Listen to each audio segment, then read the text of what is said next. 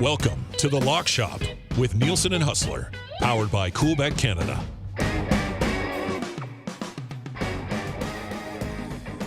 What's going on, everybody? Welcome to The Lock Shop, 11:03 in Edmonton, 12:03 in Winnipeg. If you're watching out in Winnipeg, one of our WS tiers, Winnipeg Sports Talk, of course, coming up with us in about 57 minutes right here. Huss, what's going on, buddy? Happy Friday. Happy Friday to you, Dusty. I like the plaid today. Thank you. Nice look. Thank you. I've got I'm in game day mode. I've got a playoffs hoodie on, but I'll be honest. I really, really enjoyed 2 days off between the Jets and Avs series. And I absolutely loved being able to turn the majority of my brain off of hockey last night and dive into the NFL draft. Did you spend much time talking about it this morning on the Nielson show? Well, first of all, insane Nielsen show this morning because we had Corey getting our logo tattooed on his thigh. So that took up a lot of the show. Wait till you see the pictures on social media. It was amazing. So he was in here getting a tattoo for about 2.5 hours. We had Cuthbert on today to talk about Bob Cole's legacy, which was awesome because that's one of my heroes talking about the other one of my heroes, which I was just sitting back smiling like a baby the whole time. I was like, I can imagine. Oh, it was good. And then we gave away the Vegas trip today. So it was a crazy day, but you had to find time for the NFL draft last night. As I tweeted last night, NFL draft night is the best meme night of the year. On the calendar, sports, non-sports, does not matter. The memes flying around out there when Bo Nix meets Zach Wilson at Broncos camp, and it's the Zoolander Hansel meme, and then all of the Atlanta Falcons memes that were popping up last night. It's just, I just sit back and I'm so amused. Like the Bills memes when it's like Bills fans waiting for a pick, then seeing them traded to Kansas City, only for them to draft another weapon that will eventually kill the Buffalo Bills. I was like, it was so good last night, man. It was amazing. I loved it. Did you happen to see our pal Gabriel Morency, Gabe's rant? Funny story. I hadn't, but about 20 minutes ago, I was sitting out here with Gager and Lieutenant Eric, and we were talking about the NFL draft. And Lieutenant Eric, who's a Bills fan himself, says, "Hey, did you see Huss retweet that Morency rant?" So I just watched it. I just finished it up, which was hilarious. Hilarious. I mean, the stones on Bean to decide that at 28, it would be a good idea to move down and let the Chiefs go up to grab Worthy. And as Gabe said, and as pretty much every single Bills fan has said, what the bleep are we doing helping out the Chiefs? And it's one thing, the fact that the Chiefs have sort of owned them over the last number of years. Add into the fact that the last time the Chiefs made a draft day trade to go up and take the Bills pick, they took Patrick Mahomes. Well, and on top of that, Buffalo desperately needs wide receiver help. And they could have taken a wide receiver in that spot. Instead, Kansas City drafts the wide receiver. So what you know what? I haven't actually looked, and maybe I'll pull this up right now. Because I'm sure that the NFL.com has the tracker, but I do wonder how much ammo the Bills have early in the second round, because of course they traded down once, they traded down again, and you would think that they'll have. Here's the day 2 mock. Day 2 mocks only in the NFL. I love it. Yeah. No, for sure. So the Bills are picking. So the Bills move back. So they're on the clock right now, and it looks like they're gonna likely take. Oh, this mock has them, and Daniel Jeremiah is pretty darn good. Donald Mitchell. I saw Mark and Fanasuk in chat saying, when will Kool-Aid go? Jeremiah has him going the second pick this evening to the New England Patriots. He, of course, is the cornerback from Alabama. Yeah. And then the Bills picked up some more sort of mid-round picks. And I guess, like, the bottom line is, if Worthy becomes a stud and the Chiefs continue to be the Chiefs, it's a no-win situation for being in the Buffalo Bills. People always remember this. This will be the reaction. They do have a lot of other needs because of the salary cap situation and the guys they left. They actually do have another late second round pick. They're picking 60th as well. But that was wild. I spit my drink out. I could not believe. I go, the Chiefs moved up all right on. And then when I realized who they moved up with, I mean, it was awesome. So listen, from a Bills Chiefs standpoint, that was a big story. But dude, the Michael Penix pick, is going to go down in infamy. I mean, I guess there are some ways this turns out. Here's one theory, that the tampering charges against the Falcons, they might worry that contract could be voided. That's interesting. That might be the only way it makes sense, to be perfectly honest, because otherwise you just paid 4 years, $180 million for Kirk Cousins, like 100 guaranteed, 60 of it this year, and then use the 8th overall pick on a backup project quarterback. I mean, and I don't know if you saw that video of Arthur Blank, the Falcons owner, in the war room trying to explain, like, he's talking to the GM, and the GM's doing all this stuff. Like, he's really working hard to explain what the hell they just did. But in a million years, I will not get that. You think about the other guys that they've picked. They've taken Pitts.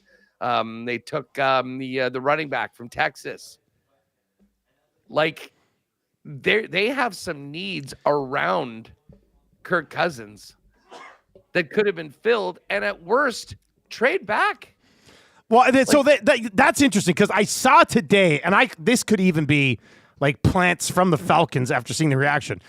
I thought I saw today like 3 other teams were also trying to trade up to get Penix, but none of it makes sense from the Falcons' perspective. I think my favorite reaction last night on Twitter was Desmond Ridder was so bad that Atlanta signed a starting quarterback and drafted a starting quarterback. Like, that's how bad it was. But nothing about it makes sense. Like last night when I saw it, I thought, if you want this guy who was mocked in the late part of the first round, if you want this guy, just trade down. Now, maybe with these reports today that other teams are trying to trade up to get him, I mean, maybe that's the case. This is not a 20-year-old that's good. I mean, this guy is one of the older quarterbacks in the draft. Now you're looking at, depending on what happens with Cousins. We had a text today into the show that I was going to almost make text of the day, but on a day like today that we had, I wasn't going to go with an NFL draft text or text of the day, but it's still good. I'm going to get to it here. Yeah, this is good. It came in from Trainer Mark on the Nielsen show today. The Falcons GM thinking the NFL is a super flex league gives me hope that I can one day manage an NFL team. Which is classic as well. Like, too good. That is a hell of a line. Hell of a line. It worked out well. I did not get the JJ McCarthy at 5 pick. Obviously, he slipped down to 10. Yeah. But the under plus money, plus 115 on the under 11 defensive players cashed. What a bizarre. I mean, never in NFL history. The first 14 names called were all. And, that intel, we were talking about yesterday from guys like Jeremiah, who's awesome. You had tackles, you had quarterbacks and receivers, and he nailed it. Those are the really elite players in the draft, and it was those 3 positions that took up almost the first half of the first round. And there's some big road graders. What did you think about the Chargers taking Joe Alt? I know it's not a sexy pick. It's a very Harbaugh pick. Yeah. But I worried that they're going to turn into the NFL's version of the Michigan Wolverines, and Justin Herbert with his $1 million arm and his massive contract is going to be handing it off to Gus Edwards 30 times a game. Gus Edwards and who else did they? J.K. Dobbins.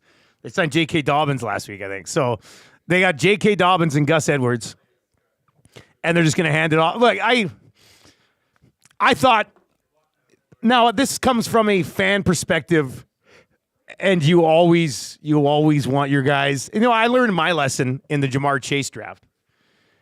because I was just like, oh man, give me another receiver. And then they got the offensive lineman who's basically stabilized their offensive line and gives Jared Goff all the time in the world. Then he needs to pass and they'll find the receivers and other offensive players. So, I mean, watching, it's always funny when they get the reaction to the fans and you see, and they're all excited. They're like, oh, neighbors, here we go. Need a receiver.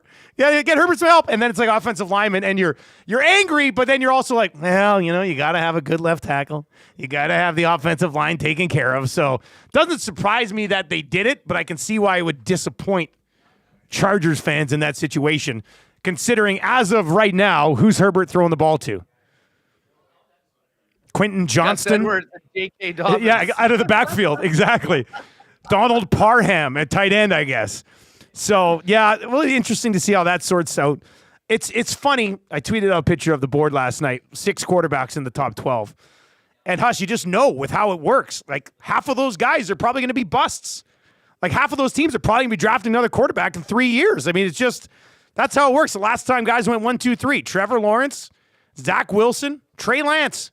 Like, I'll be very fascinated in 5 years to see if there's 2 of these guys who are starters in the National Football League. Because I know they put so much draft capital in the quarterbacks, but half of them don't work out. It's wild to me.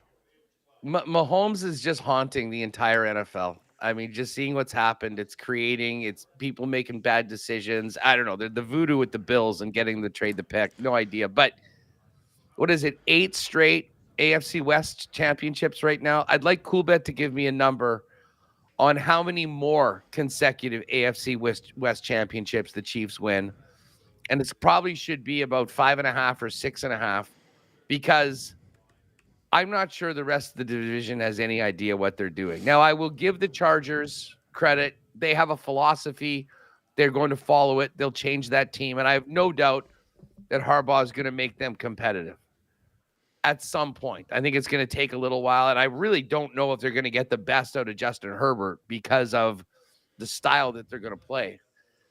But you look at those other 2 franchises in the AFC West, the Broncos and the Raiders. The Broncos take Knicks at 12, which, I mean, the highest I saw him ranked was in the 30s. Yeah. It seemed to be a bit of a reach and a desperation pick after Penix went and then J.J. McCarthy went. And then the Raiders.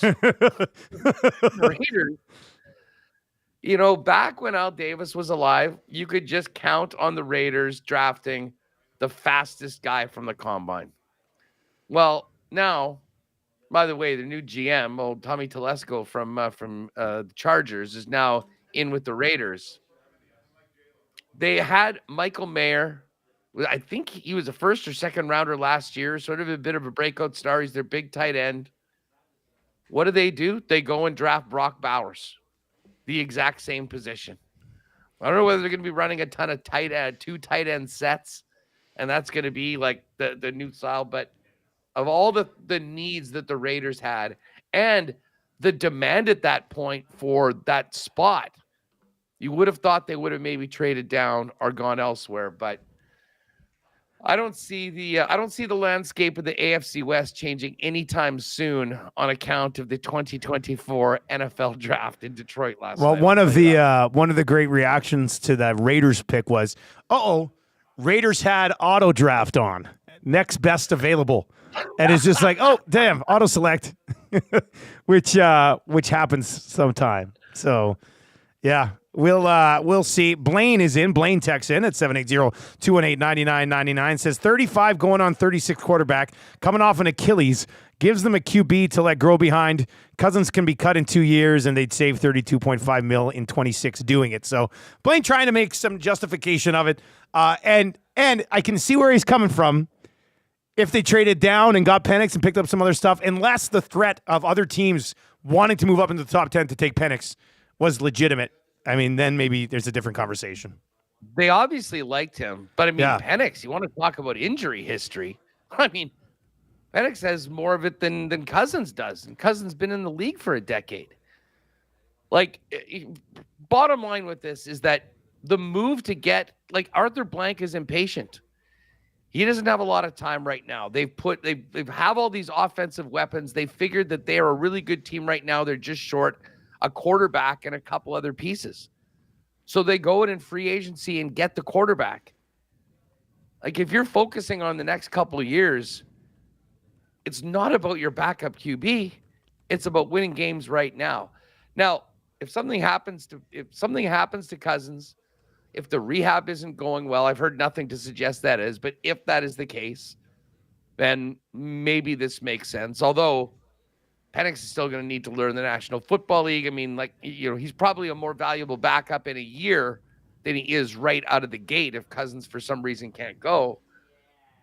But the amount of money that they put forward, and I know you can cut them, but I think if they end up saving, it'd still be well over $100 million for 2 years if they end up moving off him after that. So it is an all-time head scratcher, but we do know how important the quarterback position is, and we know how much QB sunk the Falcons despite all the talent around them.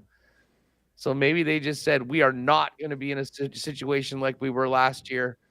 We've got great depth now at the most important position, and there is something to be said for that. But it still was stunning and not something. And if you were watching last night too, you know how broadcasts work. The pick is in, and they know what's going to happen, but they don't want to blow the pick. But all of a sudden, Rappaport comes in and starts talking about Michael Penix, and they start flashing to him in the draft or whatever. We're like, why the hell are they talking about Penix right now when the Falcons are on the clock? And the longer that went, I'm like, this can't be happening, but it probably is. And then Goodell rolls up and calls his name. I don't know. That was as one we'll be talking about for a long, long time. And the thing is that it kind of sucks is that there's so many other teams that really would have a path for a young quarterback like Penix, or somewhat young, he's 24 years old, to get into the mix and play sooner and show what he can do.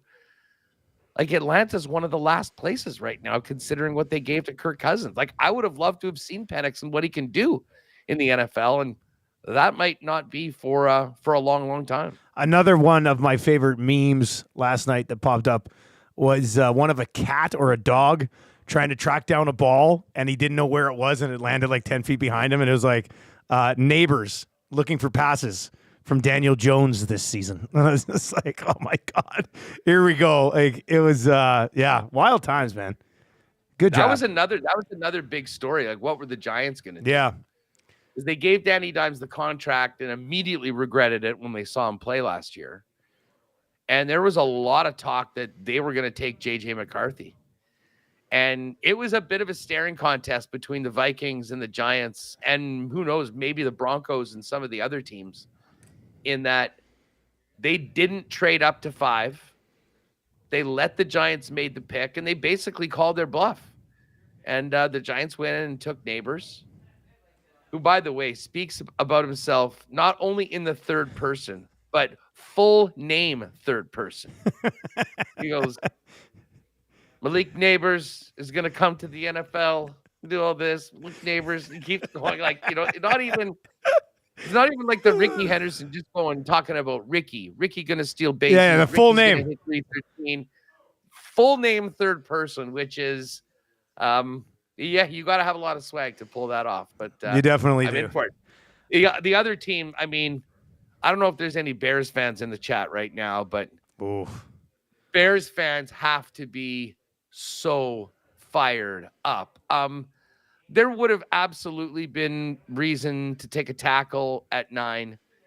There were some good ones on the board, but to get that Roma Dunier to team up with Caleb Williams, 2 top 10 picks in the same draft, the number 1 overall quarterback. I mean, I know a few Bears fans. They are so like, they're over the moon. And this is an organization and a fan base that's usually used to having bad things happen to them, being haunted by Aaron Rodgers and Brett Favre before that. And now Jordan Love's good. And all of a sudden the Lions are good and the Vikings are doing good things. for them to be able to get those two guys, tell you what, we'll be talking a lot about both of those in fantasy shows here on the program as we. Caleb Williams now has Odunze, DJ Moore, and Keenan Allen to throw the ball to.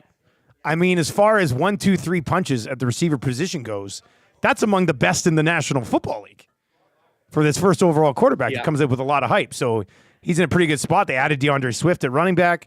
So, I mean, Chicago Bears cooking a little bit. That's for sure. Like I said earlier, and I've been mentioning some of the memes I saw. This was tweeted out about an hour ago by Andy Behrens.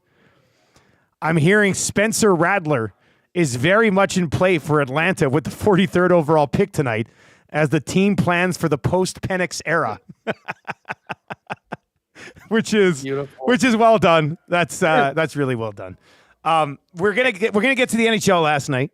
We are going to set up the NHL tonight for sure. EST Parlay, sure WST Parlay dropping, if not already, later on today over on Winnipeg Sports Talk. Anything else from the draft, Huss? Anything else from the draft? We talked about the AFC West. We've addressed the Bills.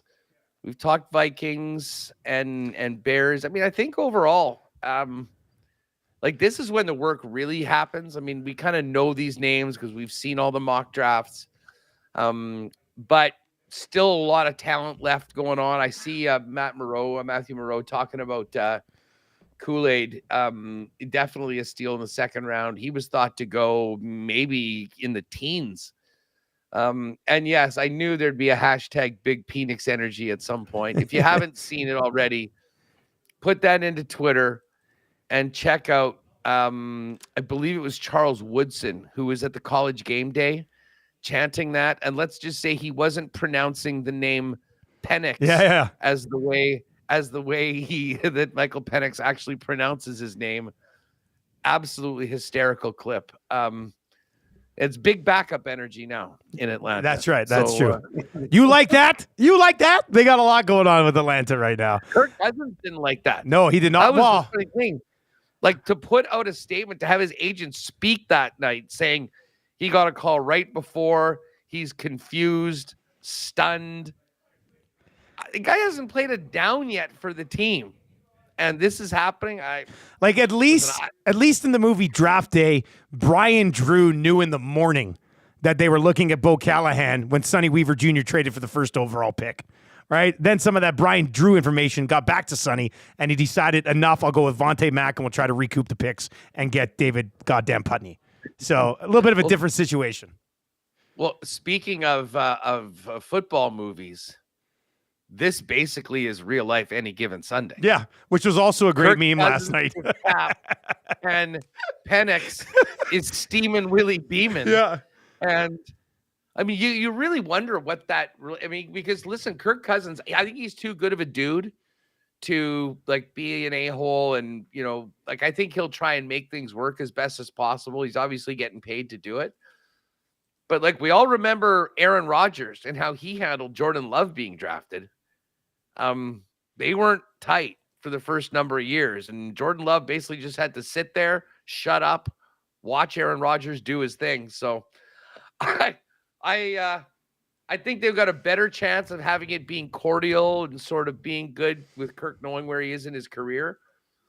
But it's an absolutely bizarre situation that I don't think anybody could have seen. And it'll give us plenty to talk about when we look at the plight of the Falcons, who frankly have never really seemed to know what they're doing. And I think maybe proved it again last night. All right, before we get to the National Hockey League, I got to slide over to the association. We were talking Nuggets and Lakers yesterday. I'm hot. And Huss, you did say, you kind of mentioned it briefly about the emotional hedge. And I did it in a major way last night. And I'm talking 12 units on the Nuggets last night. And they end up, I mean, I was angry for about 10 minutes after the game. And I was like, well, the cool bet account is looking good right now. So I'm probably going to roll out the same strategy in game 4. I mean, it's simply not going to happen. I'll be very interested to see what the number is in game 4 because the Nuggets are going to be a much heavier favorite. So you won't be able to get too much on it. But the Denver Nuggets, and compared to what happened in the conference final last year, and I said this morning, I would fire Darvin Ham today between games 3 and 4. They're not coming back. I'm not saying they're going to come back, but you might as well just pull the plug on this guy. At one point in the game last night, he had Gabe Vincent, Spencer Dinwiddie, and Tayshaun Prince all on the floor at the same time, which is just completely unnecessary. You don't need to have your 3 bench guys that you're not even really comfortable playing any of them. At least Prince had scored points off the bench in the series so far. But like last time they played, Jamal Murray and Jokic were both so insanely better than Anthony Davis and LeBron James in the conference final last year. This series, AD's been great, and he's averaged 26 points per game. Like those two guys have given you 57, 60 points a game. Like they've given you enough. D'Angelo Russell, 0 points last night. The absolute non-factor. It was a mess. Like the support was just not there last night in any way at all. Plus, and I don't want to just sit here and rip on the Lakers. I do think, though, the good news is they will fire Darvin Ham. They cannot bring Ham back after he gets swept twice by the Nuggets in back-to-back years. So he'll be out of here. But the Denver Nuggets starting 5 is close to being as perfectly constructed as any starting 5 that I've ever seen. Like, you've got Gordon, who's long, crashing the boards, huge game last night, probably the best player in that game last night. Jokic was an assist away, I think, from a triple-double. He always is. Jamal Murray's your perfect, prototypical, modern-day point guard. KCP brings the defense and can shoot the threes for you. And then Porter last night, in the second half, third quarter especially, 6'10" guy who can shoot the ball like that. You know, he's near unguardable when you have to worry about everybody else. I mean, I just don't see how anybody beats the Nuggets again this year. Like they look terrific. Well, I love what you're saying, and yes, listen. If it wasn't for the Panthers beating Tampa, would have had that 4-gamer come through. But the play of the day for me was the Sixers -5.5. Good call, buddy. That was a beauty. And that line actually moved to 6 and maybe even 6.5. So we got it at a good number. They won running away. Nuggets money line. And the minute I was watching the draft, I wasn't even paying attention to the game. I was just looking at the score. The minute I saw the Nuggets down 10, with the Nuggets in double digits, auto live bet time. And obviously you did it again, through, eh? so God. It was loving. Well, as I said, I'm Nuggets guy. And this is a nice little segue, as I mentioned, into what are lock shoppers going to use their 20% multiplier on this week?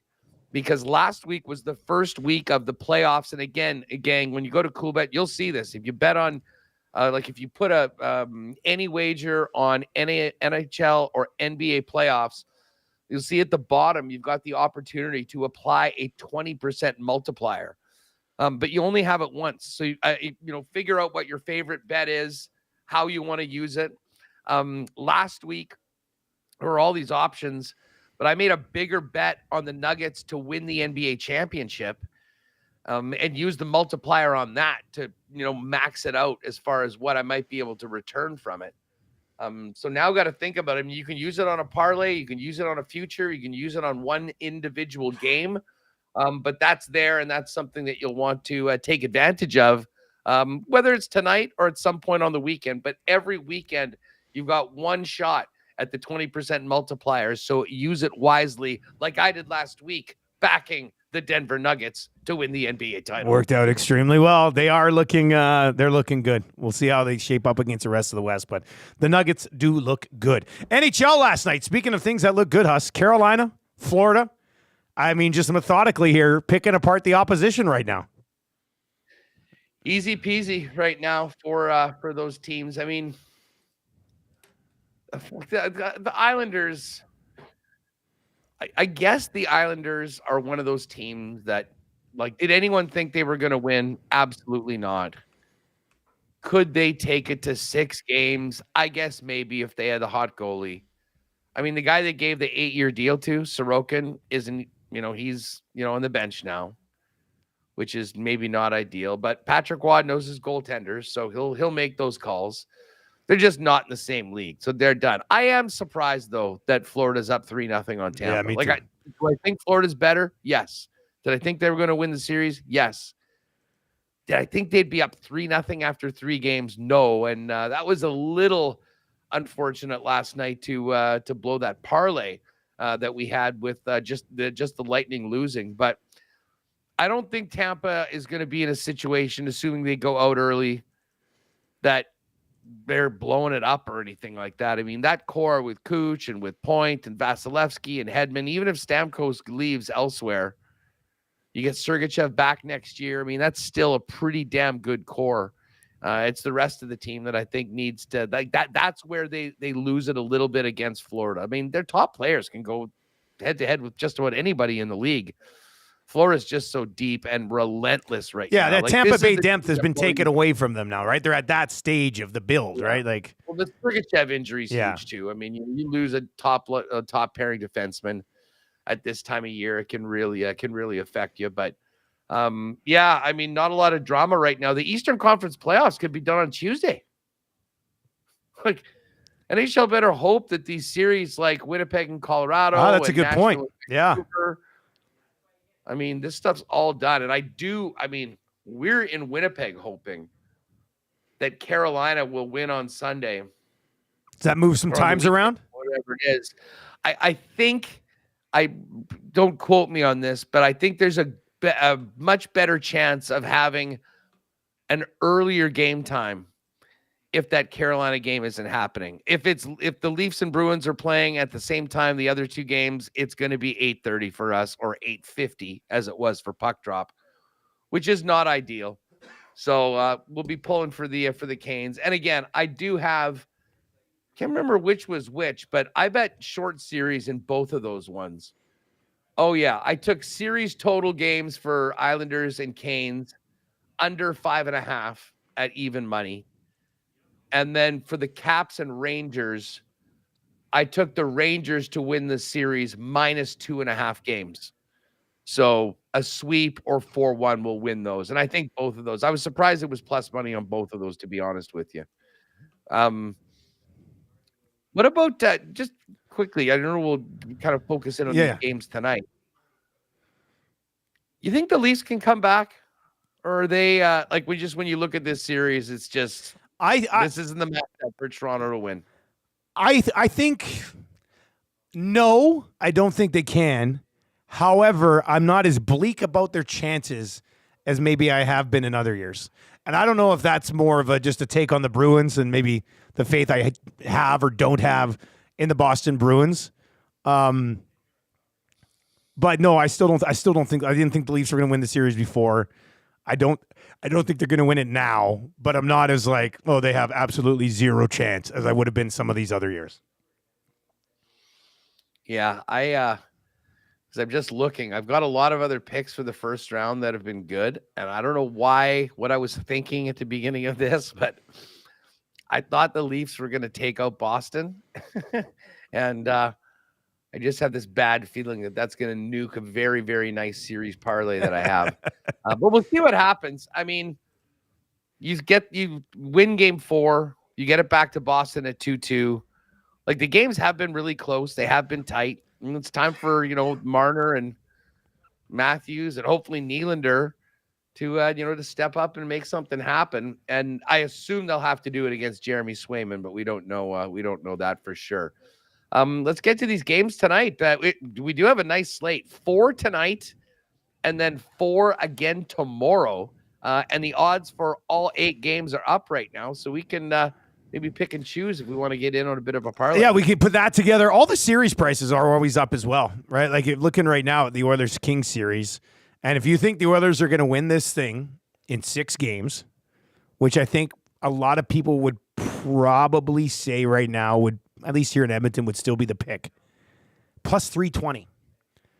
Plus 320 if you like the Oilers to win in 6, which I think is a pretty good number. I'm probably going to bet it myself right now. I mean, the Kings have 1. Can they get another? I think that's probably the case. Is it going to go 7? Don't think so. So I really like this plus 320 on the Oilers to win in 6 right now. I think that's a pretty good number. So I'm gonna hop on that one. 6. The other option, well, I guess you could if you take Oilers minus 1.5. I guess that just includes the others. Yeah, a home 4-2 makes a lot of sense at plus 320. Home 4-1s plus 375. Oilers to win in 7 plus 300, 3-1. I like them tonight. I'll say that. You do, eh? Yeah. I like them tonight. For the games tonight, listen, I don't know about this Jets game. I'm certainly not putting that on any parlays, although I'll be praying that they can get this win and, get up 2-1. They're now plus 140 to win the series after losing game 2. I do like the Rangers to keep it running against the Capitals, even though they're on the road, minus 170. I like the Oilers at minus 135. I think I'm going to roll with the Preds. Just being in that building a few weeks ago for that Jets-Predators game and seeing how crazy the crowd was in a late regular season game on a Tuesday night against Winnipeg. That was the night that they clinched by coming back and tying the Jets in the third period. Jets ended up winning in OT, but they were ready to go. You add the pressure on Vancouver, spotlight on Pettersson, no Demko, and the run that the Preds are on right now. I like Nashville tonight. That's a pick 'em. So Nashville minus 108. In fact, if you put those, I've already got it right here because I think we could lock this in. Plus 432 pre-boost if we wanted to throw it to the boys. I think we got to do that. Yeah, because that's going to get us close to 5-1. And love the Rangers play. Definitely with you on the Oilers. I love the Oilers at minus 135. It's not very often over the last 5-6 months you can actually get decent value on the Oil in regular, just on money line at minus 135. So you can play that on your own tonight if you really like it. Let me check in on the boys gallivanting around the Zurich Classic. Well, I'm glad you said that because I did send them an EST parlay, but I have not heard back yet. The boys are on the road at the Zurich Classic right now. I'm sure they'll get it up. Let Huss, you fire that parlay over to them and see if we get a response. This is the EST parlay that I have sent to the guys, and if they do have time to get it up today, you'll be able to find it in the exclusives page, but they do have the crew on the road this week. If we can get it, McDavid goal and over 1.5 points, and then Draisaitl and Bouchard points and the Oilers on the money line. A McDavid goal tonight, which I'm also going to be playing straight up. He has, so far in this series, been the assist man. I think there is a goal coming the way of Connor McDavid in the hockey game tonight, and it's good. It's a good number. It is... Looking at it this morning, was a cool bet hotline of the day. Plus 131 for Connor McDavid to score tonight in this game. I think he gets his first of the series at plus 131 tonight. In fact, Hyman's plus 113 and McDavid is plus 131. So that's a straight up play that you can certainly make as well. Or you can just throw a little bet builder in here together. We can put something together there on a goal as well. If you just for example, Edmonton Oilers to win at minus 135. And a McDavid goal tonight. Let me get you the number on that. We'll hopefully get this up as a parlay anyway. But let's see.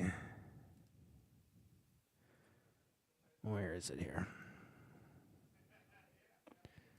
By the way, while you do that, yeah. I will...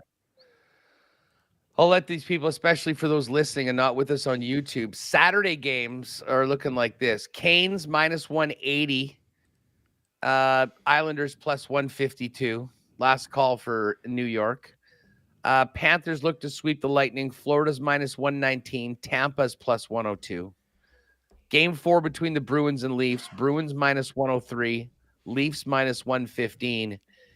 And the late game, the Dallas Stars, desperate Dallas. Oh, gotta have it. Even money, Vegas minus 117. With the exception of the Hurricanes game, minus 119 is the biggest favorite last night. I mean, these games are very, very close to pick'ems, Dusty, for the 3 games: the Battle of Florida, Bruins, Leafs, Dallas, Vegas tomorrow. Yeah, that should be a great Saturday slate. I just punched in Oilers to win and McDavid just score tonight. If you want it as a bet builder, you go to the Oilers-Kings game, hit the BB. If you haven't done a bet builder yet over at CoolBet. If you haven't signed up for an account yet at CoolBet, go to coolbet.com and use the code LOCKSHOP when you sign up. You get a 100% deposit bonus on your initial deposit up to $200. McDavid to score and Oilers to win tonight plus 240, which I like. I mean, if the Oilers are going to win tonight, Connor McDavid's going to put a puck in the back of the net here 3 games into this series. So, and I was saying this morning about Connor McDavid with the first goal as well. I don't hate that. I think Connor McDavid could open the scoring tonight. Kind of a early first period, McDavid gets rolling, opens up the scoring for the Edmonton Oilers tonight. So I don't mind a sprinkle of McDavid first goal scored tonight either for this game. A statement from 97 to get going here. What is first goal scorer here? 10-1.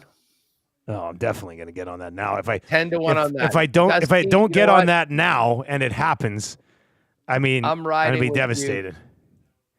10-1. Count me in. Come for on, the Connor. Let's go. Let's do it.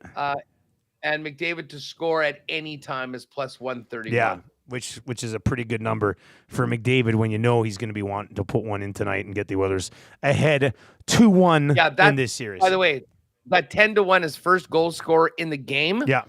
And then you can also get 5-1 on McDavid just to be Oilers' first goal scorer. Oh, might have to do it all. just hit them all. Why not? You can win them both. Win them both. You can do it all. That's all the stuff that's available. I mean, that's not all the stuff. There's much, much more, but obviously you can find it all available. How many markets would they have for that game tonight? There's a bunch of them over there. 300 or so. Yeah, 317 different things you can get on for the Oilers and Kings. Huss, you did say, obviously not throwing the Jets or anything into a parlay, but what is the feeling as they head out on the road here in this series for the first time? Well, I mean, it's a little nerves. There's plenty of anxiety in and around here. I mean, having to look at Nate McKinnon for 60 minutes a night when he's playing about 30 of them will do that for you. I mean, I think the Jets, like we said before, they need to get back to being a little more stingy defensively and spending a little bit more time in the Colorado end. I think there's a lot more to get from Toffoli and Monahan and Ehlers on that second line. And a lot of it is going to hang on Connor Hellebuck. The total in this game is 6.5. It was 5. The earlier games were 5.5. Yeah. And then obviously, I mean, 13 goals in the first game. And then 7 in the last one is, has pushed the number up a little bit before. The Jets are making one move. Logan Stanley's out. Nate Schmidt's in. And the real positive about that, Dylan Samberg, or Slamberg, as we affectionately call him on WST, he's had a great season, a young defenseman playing for the majority of the time with Nate Schmidt on the third pairing. When they moved Stanley in, they moved Samberg over to the right side. And it's kind of obvious that he's not as comfortable there and hasn't played there a lot. And I think that's contributed to a couple of miscues. So I think, having him move from the right side to the left side and bringing Schmidt in, a guy that is definitely a better puck mover than Stanley, will be nice. But like always, we can sit here and talk about moves on the fourth line or the third pairing. This is going to come down to the best players on both teams. And Scheifele's been good. Kyle Connor's been really good. I wouldn't be surprised to see Gabriel Velarde light the lamp tonight. I'm just looking at his player prop for a goal. He is at about plus 245 as he's been. I don't mind that. But it's kind of funny. Toffoli is at plus 240. Velarde's at plus 245. Velarde's on the top line. Velarde's on the top power play. The Toffoli line, to be honest, doesn't make much sense to me, especially considering the way he's looked in the first 2 games of the season. But I do have faith. He's a guy that's come up big in the playoffs before. He's got a lot to play for, too, as an unrestricted free agent. I mean, being a weak link and a slow player in a series like this and being exposed, not a great way to go into free agency. So hoping that second line can get a little bit more out of it, and the Jets can just do what they can to hang on in the white knuckle ride that is defending a lineup that can throw out McKinnon, and Rantanen and Nikushkin and Kale McCarr and Devin Taves at one time. Scary. It's scary. It's scary. It's the Denver Nuggets. It's the Denver Nuggets of the NHL with that starting five, or the five guys that they can throw out there. I wasn't around on Wednesday. Maddie did say you guys did hit Zurich Classic a little bit. Do you remember what you were on for did. Zurich Classic? I just brought up the leaderboard because Taylor and Hadwin are right in the thickest. They're tied T2 right now. That's the wager. Is that it? Is that what you guys got on? That is who we got. Let me just see. They had a nice number from before. Hadwin, 25-1. Yeah, they're T2 right now. They're 12 under. So that is our team, and this is the alternate shot today. So yesterday it was best ball, so the numbers were a heck of a lot lower. Today is the alternate shot. Who's leading right now? Ryan Lipsky, and they're done at 13 under. And I see 3 under par, which is basically one of the top rounds of the day. The heavy favorites in this one were Xander and Pat Cantlay. Yeah, where are they at right now? I am going down here. Here they are, 7 under. They're 7 under. They tee off at 12:08. Oh, okay. So they haven't played yet today. Yeah. Well, that's pretty good. Listen, they're going to need to go really low again on the best ball tomorrow, and then I think it's back to alternate shot for the final round. I see Rory and Shane Lowry they're right there. Had a nice run. Yep. They're right there. They had the 61 yesterday, so they were tied for the lead. 63 for the Canadian boys. But yeah, going to give us a reason to pay attention to the ticker on Sunday afternoon while the Jets are playing the Avs to see if the Canadians can do it. They had a really good run and a close call last year. There was a lot of metrics that said, and again, it's a bit of a crapshoot for an event like this as opposed to the normal tour events where it's just every guy for themselves. But I like it. How are Corey Connors and Pendy doing right now? Oh, they're going off this afternoon. 1:41 start time. Good round to get them in the thick of it. Connors and Pendy, and we'll see some more videos from JBM. I am live at the 17th hole hospitality tent following. No big deal. You guys are no big deal. Enjoying the hospitality tent. We got to somehow get in on this next year. Yeah, no invite. Did you get an invite to the Zurich Classic hospitality? Although the timing's so beautiful, so brutal because that's a good point. It's playoffs right now. So Dusty, I said, listen, we're working on a few things with you guys. You know what? Save the budget. You don't need to bring us to New Orleans right now because we need to be in New Orleans in February. Yes. For Super Bowl week. Great idea, Huss. I love it. Outside of getting set for the Jets and Avs, what's coming up on Winnipeg Sports Talk today? Well, it's going to be a lot of Jets Avs talk. I mean, I'm sure I'll get into some more NFL draft discourse throughout the day. We are going to go to Denver. Will Peterson, pal of mine with Mile High Sports, is going to jump on.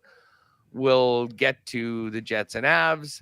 Also going to talk to him about the feeling around the Nuggets and the Broncos pick of Bo Nix. We'll have lots of hockey talk, though. Brandon Rowicki and Scott Billick, our regulars, are coming on. We've got lots of audio from Denver as well after the morning skate as the teams get ready for tonight's 9 p.m. puck drop. So lots of hockey talk. We'll hit a few other topics. We'll drop the marbles and then actually fired over our pal Jamie, Sarah Lesky. This is the power of WST now. Okay. The Jets, and listen, we do a lot of stuff with them. We work them well. It's great, but they're doing ground control today. They're doing live playoff edition, timing it so they can get a raid from WST at the end of the program. Brilliant. So, Brilliant. Stick around for the marbles, and then we'll send everybody over to talk more Jets with Jamie and Sarah. But yeah. Nervous times in the Peg. Big game 3 tonight. Big game 3 as well for the Oilers, although I think there's probably a little bit of a higher confidence level in Edmonton than there is in Winnipeg, just knowing about how difficult the matchup is against Colorado.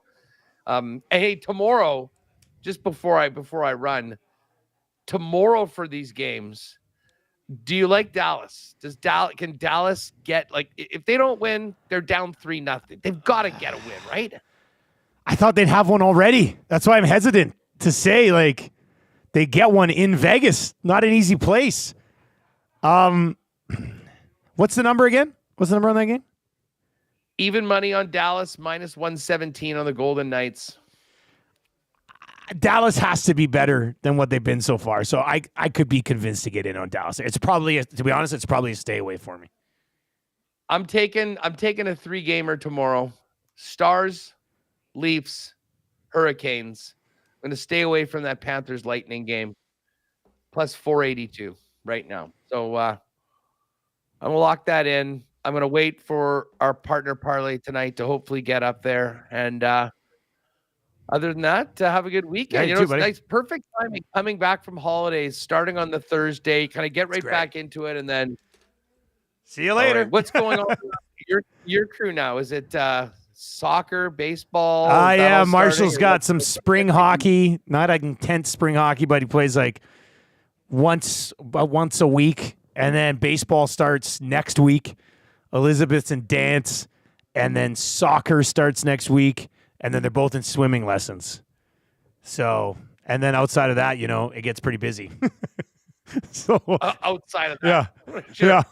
But we keep busy. Marshall, you'll appreciate this. We're watching the NFL draft last night, and Marshall goes, "Yeah, Daddy, if I play in the CFL, I either want to be the quarterback for the Elks, or I want to play in Winnipeg, and I want to play with Zach Collaros." I'm like, well, I'm not sure Zach's going to be around in 13, 14 years, Marsh, but you never know, right? We'll see how it goes. He said to me, he goes, I'm probably close to the same size as Brady Oliveira right now. I was like, no, you're not. But, I mean, you're projecting to be close. So, yeah, a lot of fun. Marsh, I'm going to tell you, just keep your mind open to a career in the trenches on the offensive line. Because if mom and dad can keep feeding you, yeah, the kid might grow into a frame that might do quite well on one side of the line of scrimmage. I've always told him too nice. Such a nice young guy. He's a nice young guy, but he likes to protect people, and that's what offensive linemen do. So, yeah. Oh, you know what? I'm buying Marsh O-line stock right now. Have a good weekend, buddy. I'll talk to you Monday. Thanks. There you go. That is Huss, Winnipeg Sports Talk, coming up over on the WST channel. We've got the oil stream coming up right here. That is just around the corner, and it'll be Tommy and I getting you ready for the Edmonton Oilers, Los Angeles Kings, Game 3. If you're watching on YouTube, turn on the autoplay. It'll take you right on over as we continue to provide you with content every morning from 6 until 1 right here on Edmonton Sports Talk. If you're listening on TuneIn, on iHeart, you get a small dose of Whale and the Wolf, and then we will be good to go to get you ready for the Oilers and the Golden Knights. Of course, GCL Diesel pregame show with Tommy Gazzola, 7 o'clock tonight. He'll be at Hudson's on White Ave. That's going to do it for Lock Shop today. Hopefully the EST parlay and the Lock Shop partner parlay will be posted at some point. The guys in the fun tent at the Zurich Classic today, but hopefully they can do a little bit of work for us and get those up. We'll talk about that a little bit more coming up on the oil stream as well. That's going to do it for the Lock Shop today. Thank you very much for joining us. Best of luck tonight, and we'll talk to you on Monday.